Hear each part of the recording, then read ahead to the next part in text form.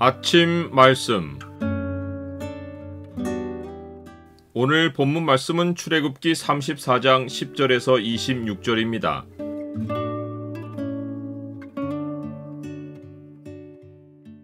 질투의 하나님을 만나면 인생의 심판이 찾아온다. 오늘 본문을 명령의 창으로 보면 우상 숭배를 경고하신 하나님의 이름이 무엇인지가 보입니다. 명령의 창을 보여주는 구절은 34장 14절입니다. 너는 다른 신에게 절하지 말라. 여호와는 질투라 이름하는 질투의 하나님이니라.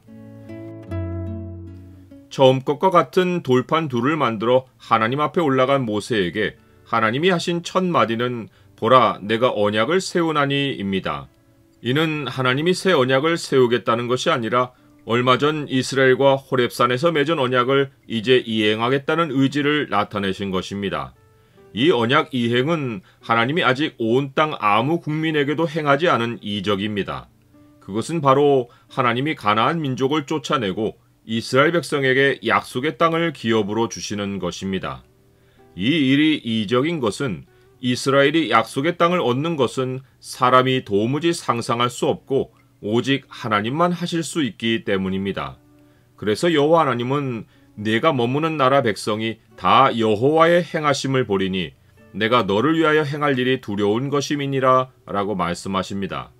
그런데 이 이적에는 이스라엘 백성의 책임이 따릅니다. 언약은 상호 헌신으로 이행됩니다. 즉 이적은 하나님이 홀로 행하시지만 이스라엘 백성이 하나님의 명령을 삼가 지킬 때 행하십니다. 모든 명령이 중요하지만 그 가운데 지키지 않으면 언약이 근본에서 깨지는 명령이 있습니다. 그것은 이방 주민과 언약을 세우지 말라는 것입니다. 언약을 세우는 것은 그 땅에 들어가지 않았어도 다른 신에게 절하는 것으로 현실이 되는데 이는 언약을 세우는 것과 다른 신에게 절하는 것이 같은 행위이기 때문입니다. 당시 모든 언약은 신의 이름을 걸고 맺기에 나라와 민족이 달라도 그 땅 신에게 절하면 하나님 백성의 정체성을 상실하고 그들 중 하나가 되는 것입니다. 이것이 얼마나 심각한 죄인지는 십계명에서 오직 우상을 섬기지 말라는 계명에만 형벌이 적시된 것으로 확인될 수 있습니다. 그것들에게 절하지 말며 그것들을 섬기지 말라. 나 내 하나님 여호와는 질투하는 하나님인즉 나를 미워하는 자의 죄를 갚되 아버지로부터 아들에게로 3, 4대까지 이르게 하리라. 여호와 하나님은 질투를 자기 이름이라고 알려주십니다. 너는 다른 신에게 절하지 말라. 여호와는 질투라 이름하는 질투의 하나님이니라. 하나님이 가장 중요하게 여기시는 것이 관계이고 그 관계를 돌보시는 하나님의 속성이 질투입니다.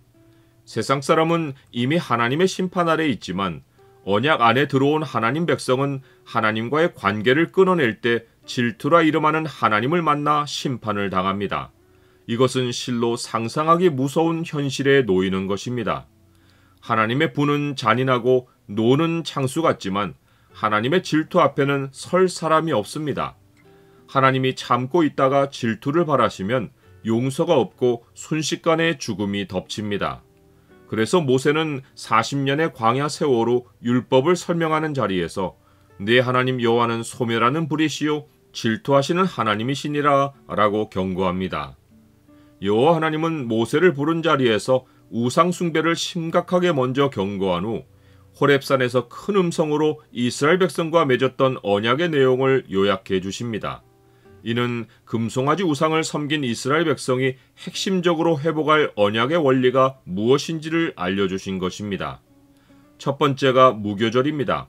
이는 이스라엘 백성이 하지 말아야 할 첫 번째는 우상 숭배이고 해야 할 첫 번째는 순전함임을 의미합니다. 두 번째가 안식일입니다. 엿새 동안의 수고와 일곱째 날의 안식은 일상에서 세상과 하나님 백성을 가르는 가장 두드러진 표식입니다. 새해 첫 무교절과 7일마다 안식일은 하나님 백성이 우상을 떠나 여호와 하나님을 섬기고 있다는 삶의 증거입니다. 세 번째와 네 번째는 맥추의 초실절과 새말의 수장절입니다. 이 절기들은 새초부터 새말까지 하나님의 보호 아래 살고 있음을 기억하게 해줍니다. 마지막으로 세 가지 핵심 원리가 나옵니다. 제물의 피를 유교병과 드리지 말 것은 예배의 순수함이고 유월절 제물을 아침까지 두지 말 것은 탐욕을 부리지 않는 것이며 염소 새끼를 어미젖에 삶지 말 것은 생명을 공급하는 것으로 생명을 죽이지 않는 것입니다. 이 세 가지 원리는 무수한 영역에서 다양하게 적용할 수 있습니다. 나는 하나님과의 관계를 새롭게 하고 싶을 때 무엇부터 합니까? 하나님 외에 우선에 둔 것을 먼저 정리하지 않고는 신앙의 진척도 삶의 회복도 없습니다. 다른 모든 실천은 우상을 정리하고 난 후의 일입니다. 인내하시는 하나님을 만나는 것은 은혜이지만 질투의 하나님을 만나면 인생의 심판이 찾아옵니다. 너는 나를 도장같이 마음에 품고 도장같이 팔에 두라. 사랑은 죽음같이 강하고 질투는 스올같이 잔인하며 불길같이 일어나나니 그 기세가 여호와의 불과 같으니라.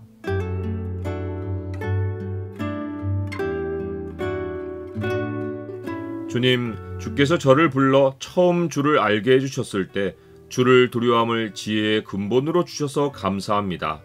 사탄이 쉬지 않고 주의 질투를 일으키는 우상으로 끌어가려 하지만 저는 오직 주 예수 그리스도만 두려워하고 섬깁니다. 예수 그리스도의 이름으로 기도드립니다. 아멘.